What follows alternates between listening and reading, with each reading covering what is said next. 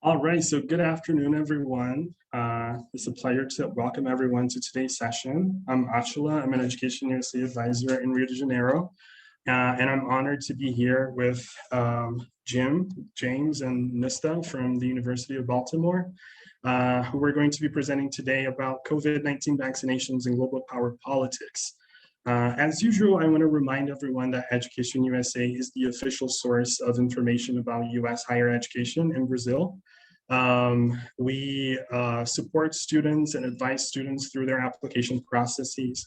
And we also organize events similar to the one today, where we have a chance to hear directly from faculty members and admissions officers from different US universities who talk to us about their programs and sometimes talk to us about very current and relevant topics like today's presentation. So without further ado, I'm going to hand it over to Nesta to get us started. Thank you so much. Thank you so much for having us today, Education USA Brazil. Thank you so much for coordinating the event. Achila, we really appreciate it. My name is Nista Carranza-Co. I'm the assistant professor in the School of Public and International Affairs at the University of Baltimore. And today I'm here joined with our senior admissions counselor, Mr. Jim Shea, who would also be speaking about the admissions and the programs that we also have at the university. But to get you perhaps a little bit accustomed or acquainted with our program, I prepared a PowerPoint presentation today about COVID-19 vaccination and global power politics. I think this is a very much of a relevant topic in terms of the world today. Unfortunately, I would like to say, because this is something that continues to plague our world in many different ways. So let me get started exactly on this topic.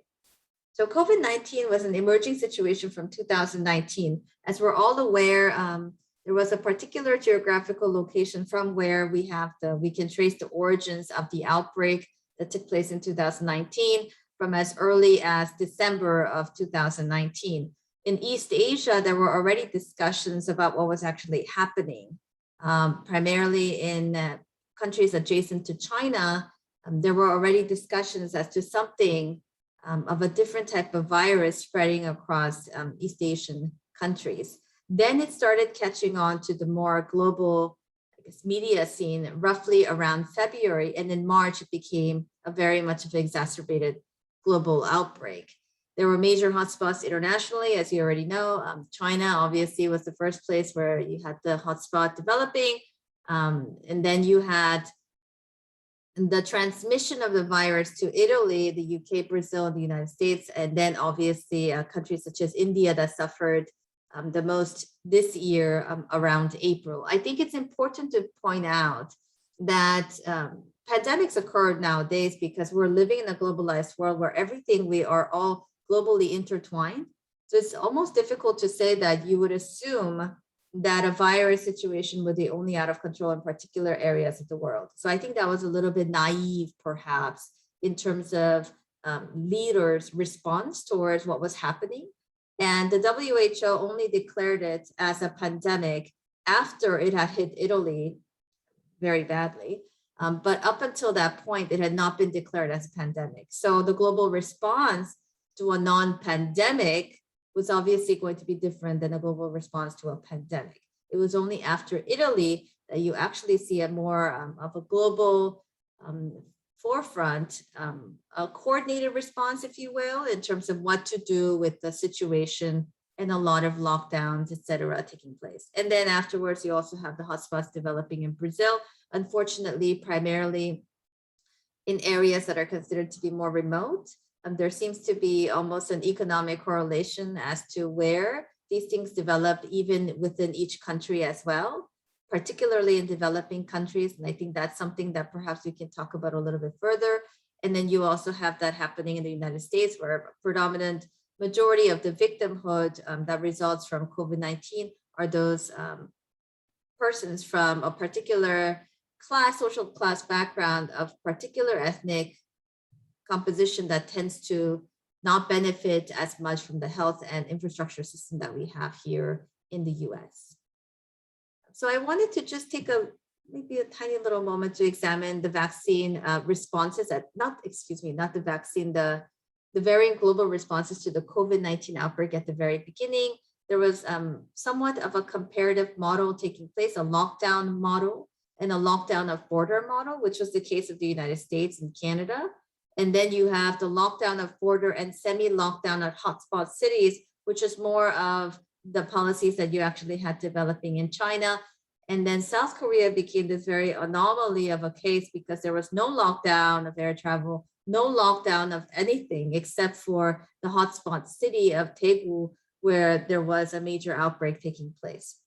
So each of these countries that are considered to be somewhat global players, South Korea, obviously a part of G20, OECD country, China, obviously a world leader economically as well, US, Canada, part of G7. These are countries that are regarded to be, at the leadership of the world, and they had varying responses to what to do with the virus outbreak. Just to a little bit highlight on the US model, the Canada-US border was closed for a very long time. The Canadians actually opened up the border very recently first, and then the US has actually opened up its borders to fully vaccinated travelers now. So now I think you see an evolution of border lockdown models actually evolving significantly on the basis of vaccines. So if you have vaccines or if you have proof of vaccinations, then the borders will be open for you. And then it also depends on the types of vaccines that you have received. In the US at the very beginning, they also had a very strict imposition of certain travel bans. So EU travel was prevented. Brazil was also on travel prevention. What I thought was really interesting the last time that we had this talk with EducationUSA was the fact that at least for F1 students who were trying to come abroad to the United States, there was an exemption in terms of travel, and that Brazilian students could travel overseas to start their process of studying here in the United States, which I thought was very, very interesting. In the Canadian case, it was a city by city and province-based lockdown that was taking place. They would have what is known as the code red. And if there was a code red situation developing in a city such as Montreal, then there would be almost like a lockdown. At some point, there were even provincial controls. So there would actually be provincial police monitoring who would be going out of the province, even if it was by road or by land. So those were some developments that were occurring at that time. Canada had a very strict quarantine measure for travelers. And I can tell you, as a person that actually did travel to Canada earlier this year in July, that quarantine measure was pretty strict, 14 days without being able to leave the premise. Even if you are vaccinated, sometimes you would be in that situation. So I was vaccinated, my husband was vaccinated, but we have a small little toddler who is not vaccinated. And as a result of the toddler not being vaccinated, we had to quarantine with her for 14 days. The quarantine plan had to be set in place. And in the case of Canada, you also had to complete a new arrival form. A new paperwork was also being developed.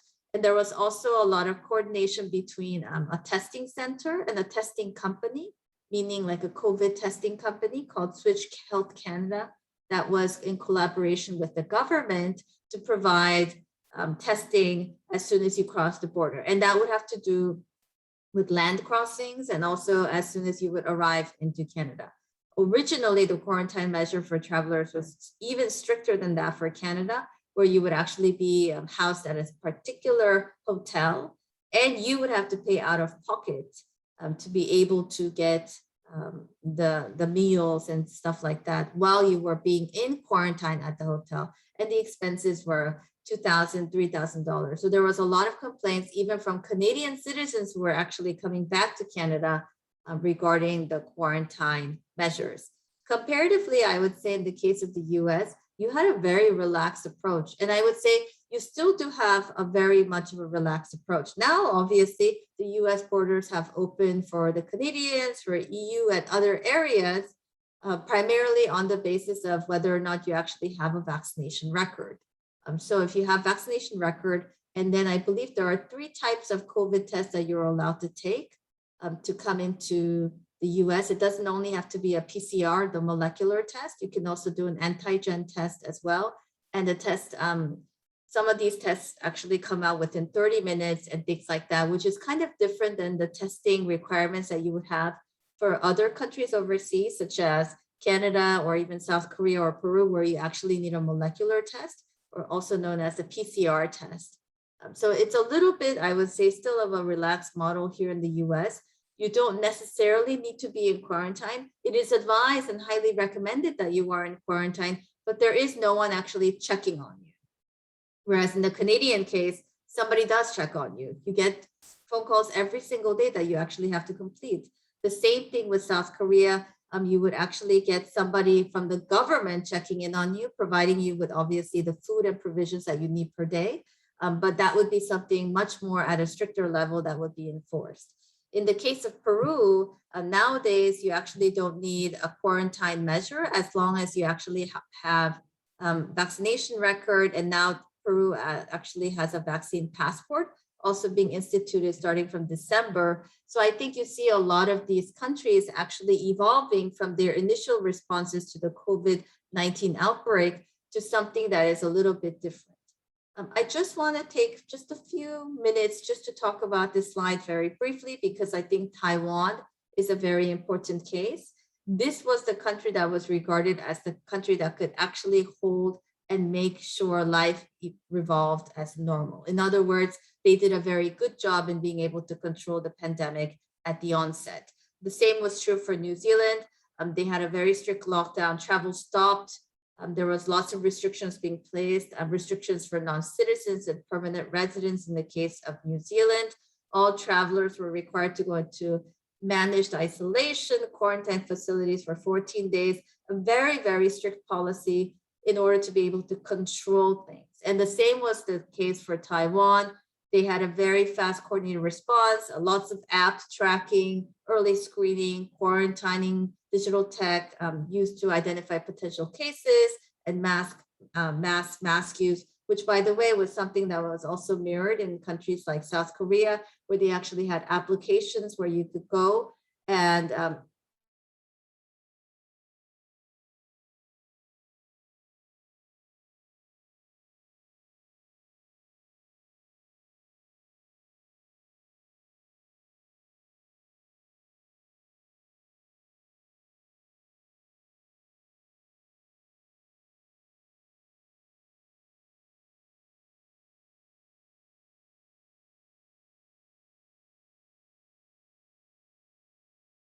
they would tell you if there was any vaccine availability in different areas, or if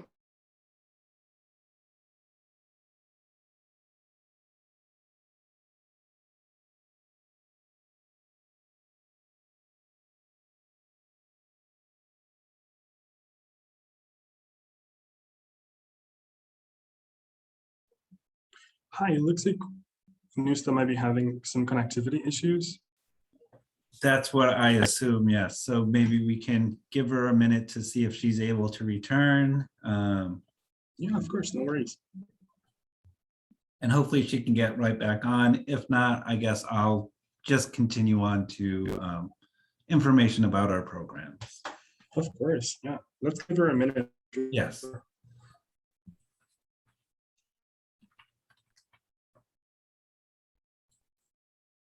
Here she is.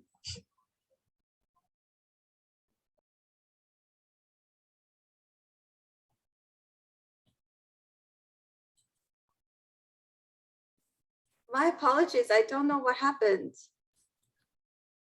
No problem. Yeah. I'm quickly giving you co-host abilities again. Nusta, so you're able to share screen. No worries at all. At some point, the Zoom thing dropped. I'm not sure why, but I was still logged on to the internet. Not sure what was going on. Maybe I talked too much in a bad way about particular governments, and now I was being monitored. Let's hope not. We lost you for a minute, but we're glad you were able to get back. Yes, I was a little bit in shock. I was trying to do damage control. My apologies, everyone else. I will try to make up. But as I was saying, I think it's important that we shift the conversations, and I have been already mentioning this, that we shift the conversation from what things were done at the onset of the pandemic to what things are being done now in terms of vaccines. And I think this is what's going to make a difference and what has made a difference in terms of shaping the world in different ways. And by that, I actually mean this: global power politics and vaccine diplomacy developing as a result of us moving from the initial trying to mitigate control situation to development of vaccines, distribution of vaccines, and vaccines actually happening to then what happens next. One of the main things that I think everyone has been able to see, I mean, if you have been able to follow the news on a basic level, is that you actually see this prioritization of domestic populations taking place, right? Most of these countries, particularly the US, even the Canadians, right? We talk about the Canadians in a very positive way. Yes, it's a great country, but you actually see Canada focusing inwards, and which is kind of unexpected of the Canadian image, global, diplomacy type of approach that they have. But they start thinking about what can I do for my people? And that's the same for many other countries around the world. And it gets manifested in a way that many might actually consider to be greedy.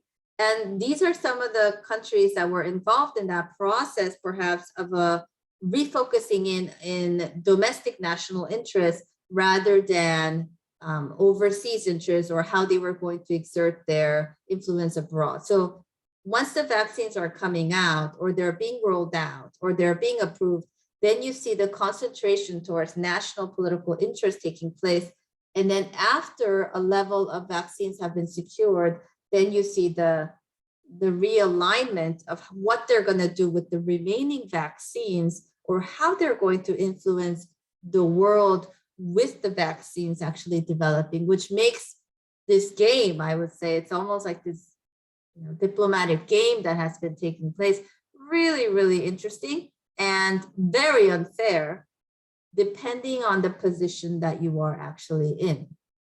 So what am I talking about? I'm talking about a vaccine war, right? This was at the very beginning that we were able to see. So Pfizer, has its plant in Kalamazoo, Michigan. It's also being produced in Europe. So you have two places where initially it was being produced.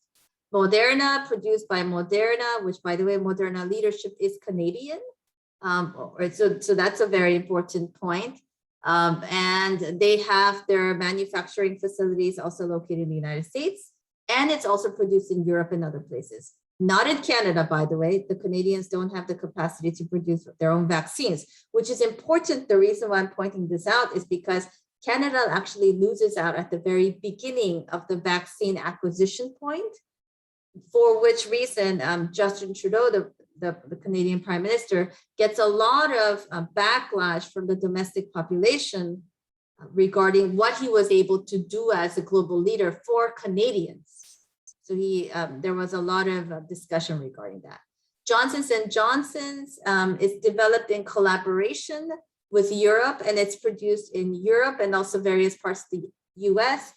In the case of Novavax, which is yet to be approved, that's something that gets mentioned over and over again. Novavax, actually the Canadians have invested a significant amount for Novavax to have their factory production in Canada now.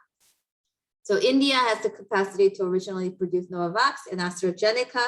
So that's what they were doing. It's important to focus on where these are being produced because of the fact that you have these countries trying to control what gets out of their region. So this is a map of COVAX, which is basically a shared agreement that takes place where because vaccines are going to be so expensive at the onset of production, that you have countries committing to a COVAX, think about it in terms of like repository, and then where the distribution actually happens from COVAX.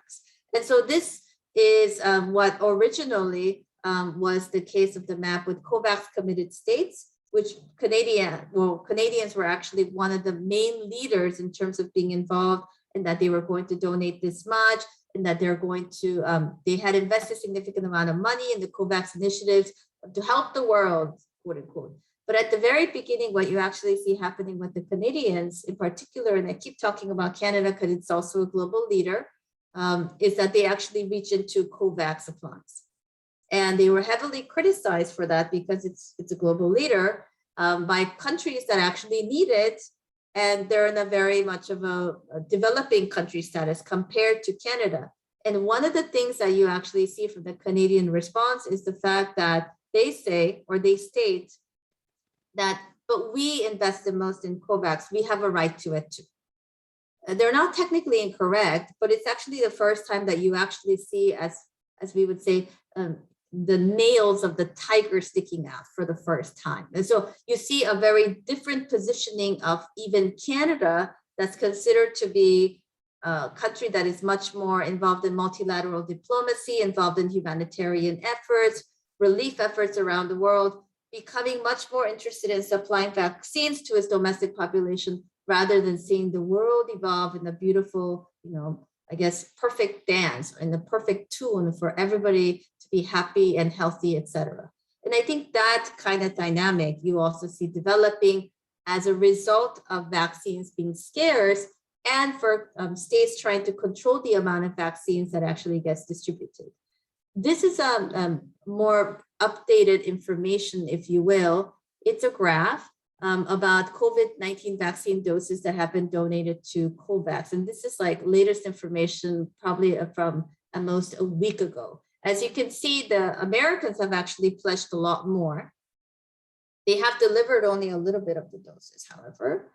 In the case of the European Union, they have also pledged a lot of donations, but they have only been able to deliver a little bit. And the Canadians, as you can see, they pledged 40.8 million. They've been able to only donate a little bit. So there's lots of pledging going around, but not enough delivery in terms of countries around the world that still necessitate vaccines, which, by the way, we have 192 countries in the United Nations, and we have 2 observer states, which is the Vatican and Palestine. So this is an alarming, I would say, table that demonstrates the extent to which the world is actually not that well vaccinated. Many of the countries that we reside in, fortunately, I would say, have been able to receive lots of vaccinations, including booster shots. But you actually see that in other parts of the world, the situation is not so. I think what's really interesting about this table, again, is the Canadians that were particularly going to take from COVAX whatever remaining vaccines that COVAX actually had, because they were the main contributor to COVAX initiatives. So the reality of vaccinations, and this is an article that was published very, very recently, and it's the table from there of how the share of the population, at least partially vaccinated, varies by income. And I think this is important, right? Here you see actually a significant disparity between high income countries that have been able to benefit significantly in terms of their vaccinated populations compared to low income countries. And that's important to point out, because that not only tells you the extent to which you actually see a global shift happening in between those countries that actually have things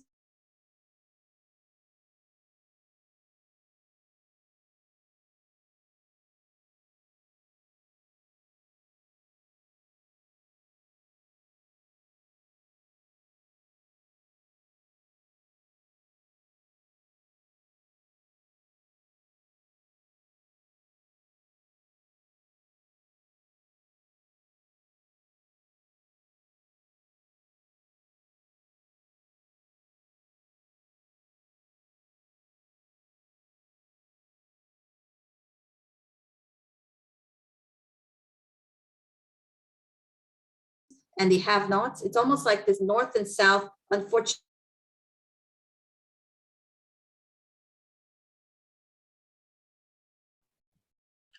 So we seem to have lost Nusta again. Let's give her another minute. She'll come right back.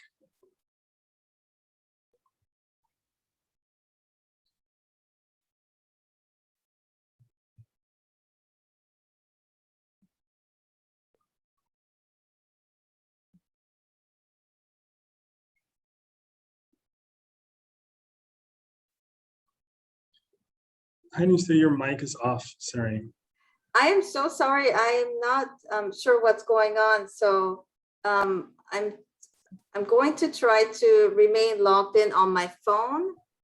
as well as the computer, because I don't want to disturb everyone.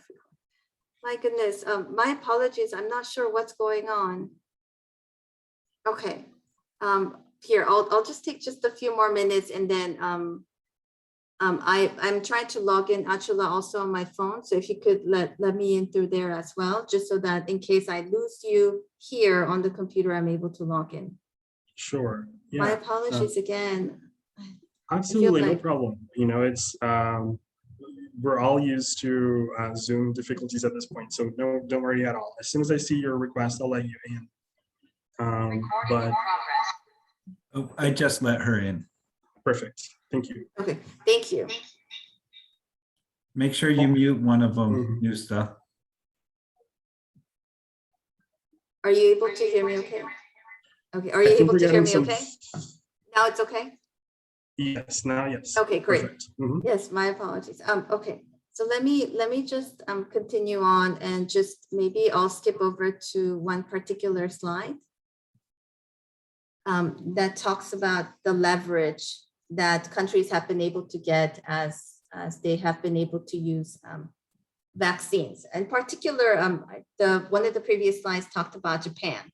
So Suga is the Prime Minister of Japan, and at the beginning, Japan was unable to secure as many vaccinations as they would have liked. In a power move, this is what we would consider a power move.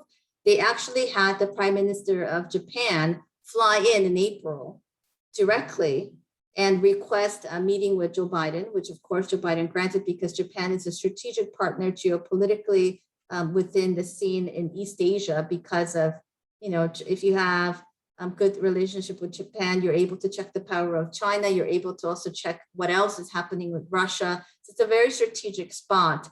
And so he was able to grant a meeting with, or Suga was able to get a meeting with Joe Biden.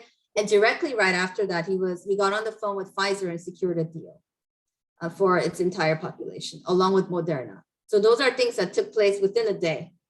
That's how things already developed. In the case of China, they have been leveraging their diplomacy by exporting vaccines and PPE to countries that have, or that they believe have their political interests in mind. In particular, they have been very favorable to Peru. Sinopharm in particular was the vaccine that was sent from China to Peru. What's really interesting, you know, we, as a result of that, I'm part Peruvian, which is the reason why I said we, they had a major development of what's also known as vaccine gate, or also known as vacuna gate, where politicians got the Sinopharm vaccines first, and then it became like a major ordeal. But I think what's really important to point out is the fact that China actually saw Peru as a strategic partner because of the fact that they have a lot of their mining companies in Peru, mining out important minerals that are important for China. And so China has been picking and choosing where they are sending these vaccines, and also PPE, which PPE they did very much at the very beginning of the pandemic, to many African countries where they also have political and economic interests. And I think that's really important to point out, because they're trying to do this vaccine and PPE diplomacy.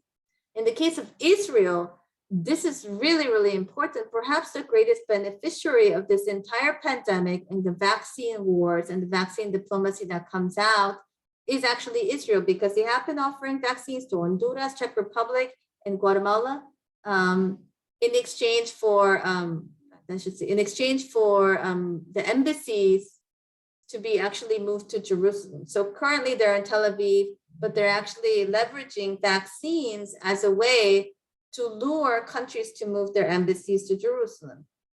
And that has to do with a whole different set of diplomatic or internal political issues that not only involve Israel and Palestine, but also has wider repercussions throughout the entire region of the Middle East. What's really important about Israel is the fact that they're also beginning to set the path to produce licensed vaccines in the city of, and I'm going to probably not pronounce this correctly, Petah Tikva, which basically means even though the production of Israel of licensed vaccines doesn't mean that they're going to be the main supplier for EU and US markets, at least for the global South, it's considered to be a very important or is going to be an important market from which they would be able to have access to vaccines. So as such, you actually have the development of vaccine wars also happening. We've never talked about Sputnik, which is something that I haven't brought up, because Sputnik was also, or the Russians were trying to use Sputnik as a vaccine to also leverage diplomacy. The issue with Sputnik is not everyone wants it. So that doesn't help the Russians in terms of the leverage. It's not like the Russian population has also received a significant level of Sputnik vaccines. So I think there's also questions as to the efficacy of the vaccines also developing here. What's really unique about the Chinese case, if I made one final point, Taiwan at some point was having significant difficulties because China was intervening in Taiwan receiving the vaccines that it had already requested. What happens then is India offers to offer them vaccines instead. And historically, India and China, and they still continue to have rivalry in terms of economic and political and geopolitical competition as well, which is the reason why it's also been interesting to see how Taiwan is positioning itself, because Taiwan, as you know, China considers it as part of China, but Taiwan sees itself independently, and there's issues regarding that, which has to do with historical, interests and things such as that. But I think it's also important to point out how Taiwan has been able to leverage the Indian side so that it could position itself at a more secure place vis-a-vis that of China.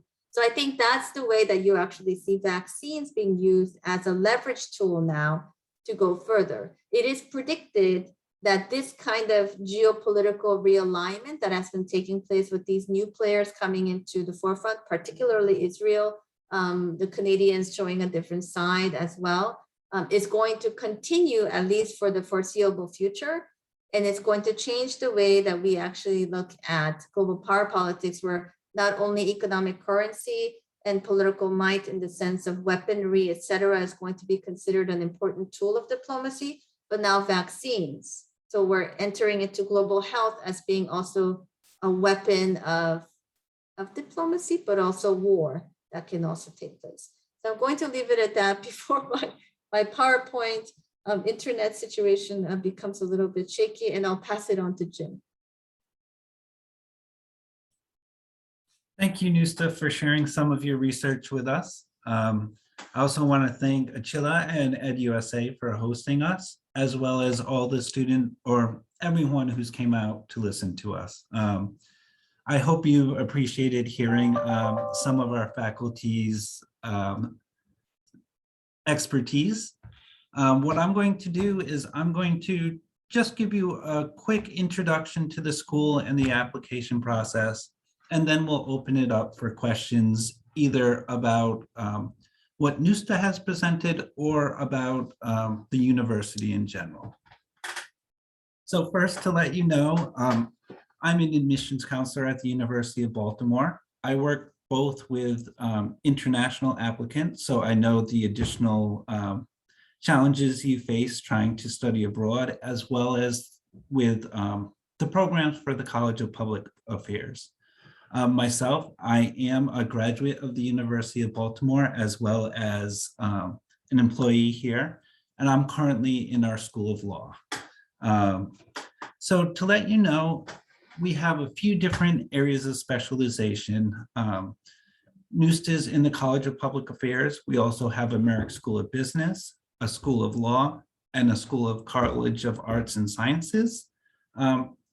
But given our topic today, we're going to focus on the School of Public Affairs, and within the School of Public Affairs, particularly the School of Public and International Affairs. And we're really well located for students interested in these areas of study. We're in the center of Baltimore, and we're just about a 45 minute ride or train ride from Washington, DC. We're just across the street from the train station, which is also about a 3-hour train ride, and you can be in New York and see the United Nations. So we're really well positioned for students interested in these areas of study. I'm showing you right here some of the programs within the School of Public and International Affairs. In addition to these programs here, this College of Public Affairs also has a School of Health and Human Services, as well as one of Criminal Justice. Could you move us on, Nusta?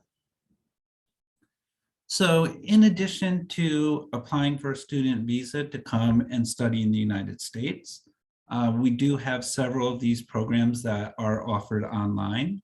The Masters of Public Administration has been developed as an online program over some time. It's been since 2016. And in the coming year, 2022, we'll be introducing global affairs and human security, as well as negotiation and conflict management as new entirely online programs. So you have some options. Studying in the US, we love to have a good, diverse culture here on campus, but we really want to make programs accessible to people in ways that they want to study. So if you're working in the field and just want to bring your professional career to the next step, this is a way you could continue in your career at home and still join us to benefit from the programs that we offer and the excellent faculty that we have. All right, next slides, please. So we try to make applying to the University of Baltimore a very simple process.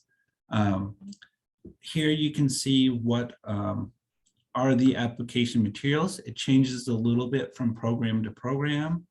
Each program is determined by the faculty that oversee it, and different faculty have different ways of making decisions on what is a good determination of someone being successful in the program. So the Global Affairs and Human Security, which NUSTA is a part of, is the documents you see to your left. So you're going to do an online application, a personal statement about your motivation for the program, your official transcripts. They'll need to go through a third party for a transcript evaluation to tell us how it equates to the US system. And then we'll need proof of English proficiency, which we accept TOEFL, IELTS, and Duolingo. You can see some programs require additional documents, which tend to be letters of recommendation, resume, writing sample will also be required from some programs. And then for our doctoral program, we do require the GRE. So thank you for joining us. We're going to move on pretty quickly to a Q&A session, because I always want people to really get an opportunity to address their questions. But you can see here, again, on the left side of your screen, EducationUSA 22. That's a fee waiver code. So if you do apply to University of Baltimore, that code will be valid for the next month through December 17th. And that will waive the $50 application fee for graduate students or the $35 application fee for undergraduate students. And to the right, you see my contact information. If you do choose to apply to University of Baltimore, as I said, I'm the International Admissions Counselor, and I'm the person who would work with you through the application process and then the next steps of getting what's called the Form I-20, which is what you need to apply for a student visa. So thanks again for joining us, and I look forward to hearing what questions you have for us.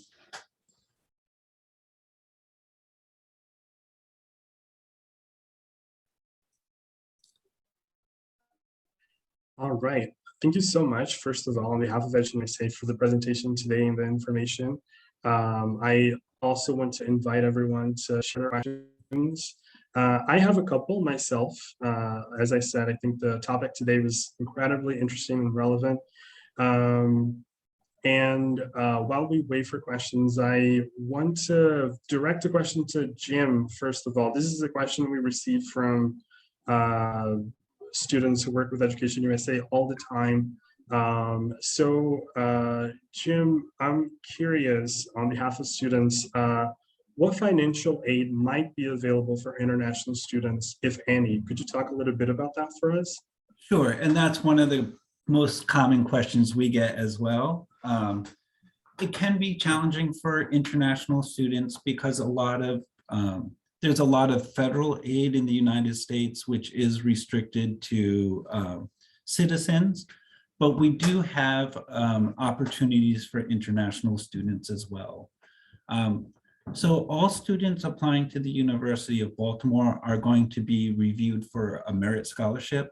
So that doesn't require any additional application. We're generally going to look at previous academic performance. And those scholarships tend to be between 5 and 30% of tuition. And then depending on the departments that are in the school, for example, we've been talking a lot about the College of Public Affairs, they may have some additional scholarships in their department as well. And then there are a few external scholarships, external scholarships students can apply to. Most of those scholarships are going to be for the fall semester. So students can apply for either the spring beginning in January or the fall beginning in August. And a lot of scholarships are aligned with the fall entry because that's the traditional start of the academic year in the US. So if students are thinking about applying to the University of Baltimore and scholarships are important, I would recommend planning for an August start date. And then the final option we would have at the University of Baltimore are for graduate assistants is something we offer. And those are jobs where you work on campus, often under faculty, but sometimes in administrative positions. And how those work is there's a small stipend. You work 10 to 20 hours a week for a small stipend.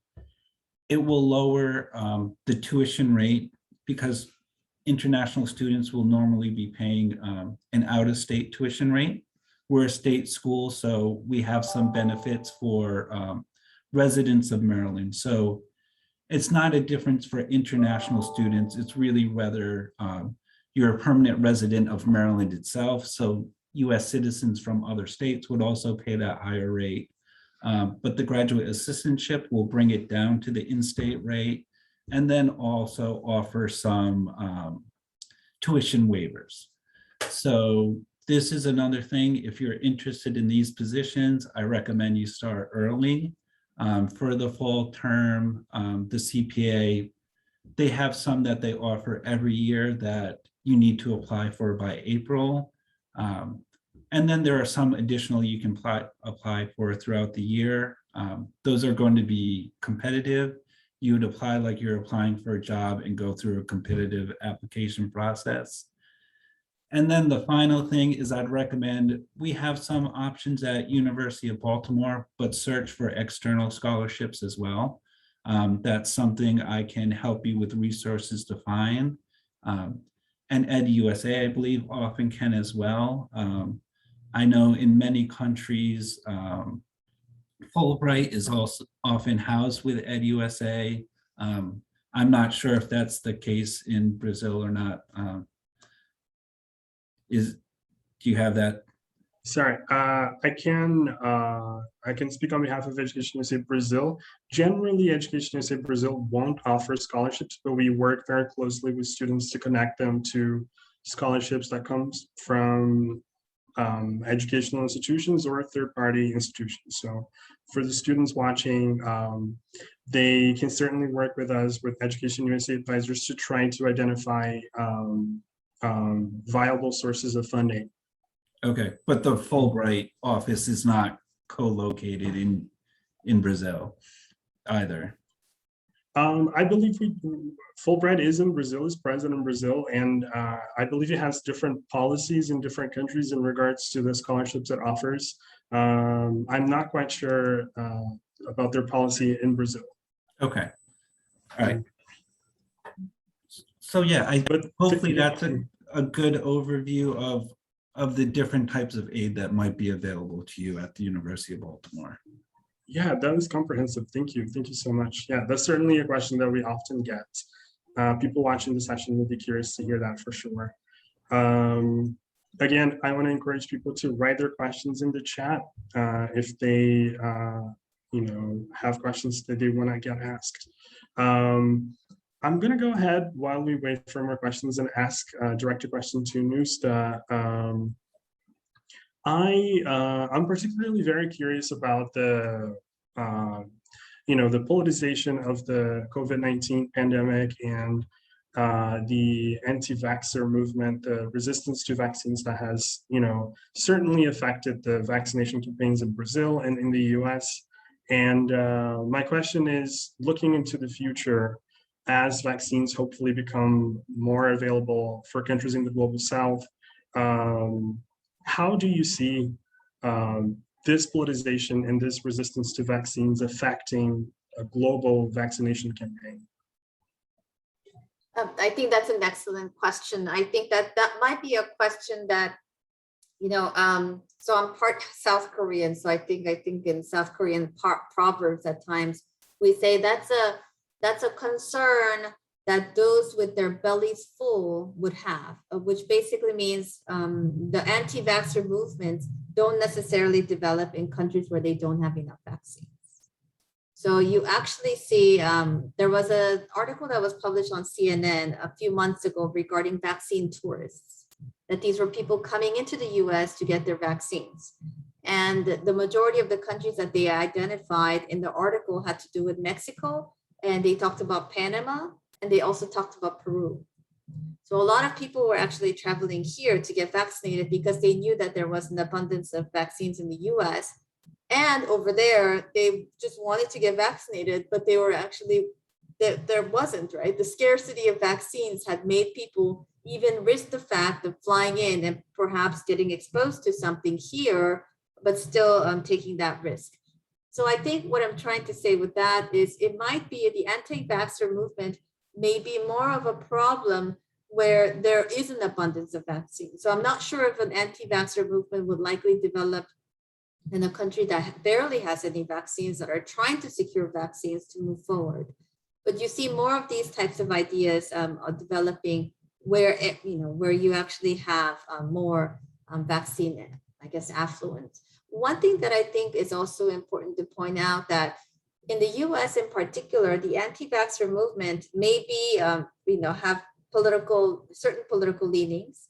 And it's obviously those people that generally also tend to gravitate more towards conspiracy theories, et cetera. But there's also been not an anti-vaxxer movement, but a vaccine hesitant population. And vaccine hesitancy gets manifested more with marginalized populations that previously have had very negative experiences with health type of engagements with the government. So I guess that's a very indirect way of saying the Black population in the US has been unfortunately been victimized in different types of medicinal or health related research that they have never really, they didn't even know that they were being exposed to illnesses, but they were being tested they were the population that was being tested. Particularly syphilis comes to mind, which is the reason why they tend to be a little bit more hesitant to receive vaccines, which is, again, it's a separate type of population group than those who are completely anti-vaxxers. And the anti-vaccine movements, unfortunately, has also included the particular element of, my choice, my body, and there's a lot of conflation regarding this is my right, which they have then translated into this is my human right, which has provoked lots of questions of whether or not, then with that kind of same logic, can you make other arguments about particular types of human rights that you have as an individual human being? What about the collective rights of everyone else, right? Because the vaccination efforts is not only for yourself, but for the community as a whole, just like vaccination efforts, regarding polio, MMR, and other types as well. I think what we will actually see evolving is because lots of companies and even the government will continue emphasizing the need for vaccines. As a result of that, I think you will see these populations becoming even more marginalized. And with the introduction of vaccine passports in certain countries, in the case of New York City in the US, you do need a vaccine passport, which is basically you need to present your CDC or vaccination card to be able to eat in any restaurant. And I know there was a photo that went viral at some point with the Brazilian president that had come with his delegation to New York City for the General Assembly, and now he had to eat pizza outside because he couldn't get in because of the unvaccinated status. So that's something that I think you will start seeing more and more countries actually playing around with the same idea. For instance, again, Peru, I know it's going to start instituting the vaccination card that you need to present starting from December 14th, I believe. So that's an effort even that Peru has started to take. It is likely that you will also see other countries joining the bandwagon, trying to also promote that. But I think vaccine hesitancy, again, should be considered separately from anti-vaxxer movement, which tends to have a particular political, ideological leaning with that attached. Thank you. Thank you so much. That was a really comprehensive answer too. Thank you. I continue to encourage people to share their questions on their chat, on the chat if they have any. But it might be the case that we have a shy audience today, Mr. and Jim. Maybe let's give it another minute. And in the meanwhile, I want to invite you to think whether you have some final comments to share with us. Maybe we need to wrap up in case we don't receive questions in the next few minutes.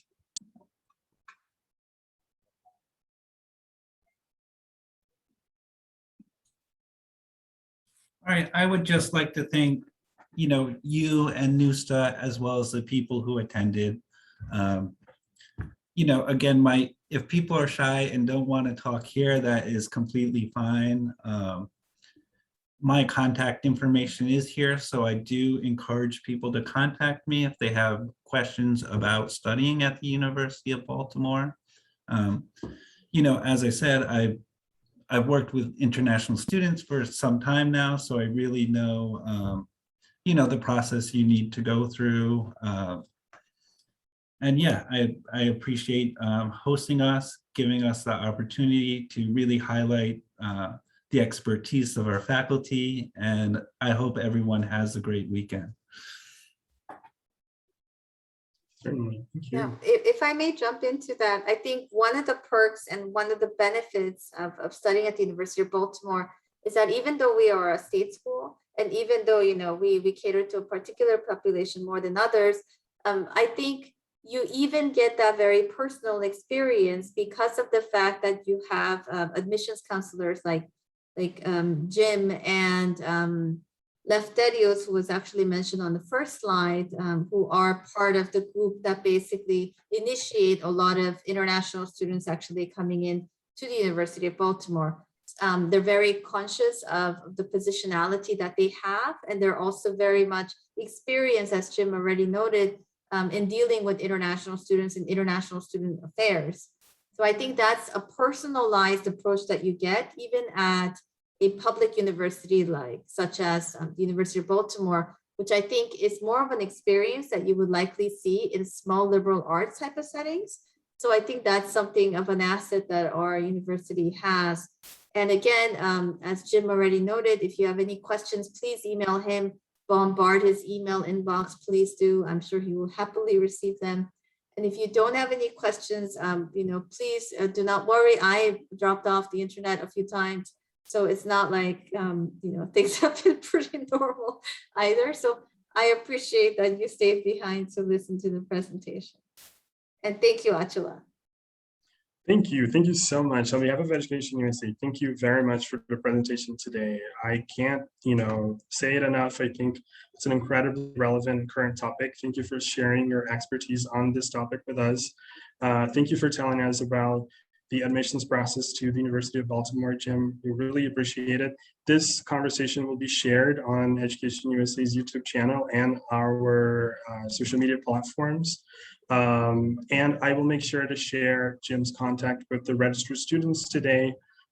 So I'm sure you can expect emails from a couple of Brazilian students in the coming weeks, Jim. So thank you very much again. It's an absolute pleasure, and I'm already looking forward to the next chance for us to talk again. Thank you so much. Thank you so much. Yeah, you're a great host. Thank you. Thank you very much. Thank you, Achula. I'm sorry about the internet again. Absolutely, my pleasure. And again, no worries at all. It's, the pandemic has made us all get used to Zoom, so no problem at all. Thank you so much.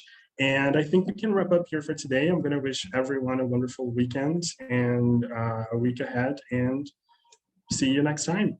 Thank you very much. Bye-bye, everyone.